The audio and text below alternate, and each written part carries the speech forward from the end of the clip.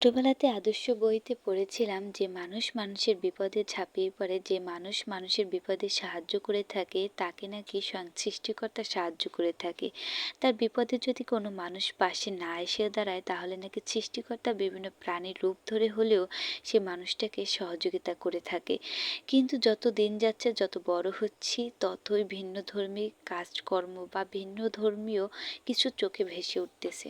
যেমন খুবই সামান্য একটা বিষয়, যেখানে সমাজে প্রতিষ্ঠিত ব্যক্তি বা সমাজের যাদেরকে মানে বা যাদেরকে মানুষ বুঝতে পারে, যাদের কথা শোনে, তাদের সামান্য একটা কথা যে কাজটা ঠিক হচ্ছে বা যে জিনিসগুলো শুধরে নিতে পারে মানুষ, সেখানে তাকে সঠিক বিচার করার জন্য তাকে 500 টাকা দিয়ে কিনে নিতে হচ্ছে।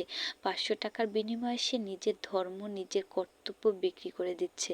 অথচ যে মানুষগুলো নির্লোভে মানুষের জন্য কাজ করে যাচ্ছে, নির্লোভে মানুষের পাশে দাঁড়াচ্ছে, নির্ভয়ে মানুষকে সহযোগিতা করছে, সে মানুষগুলোর কোনো মূল্যই নেই বর্তমান সমাজে।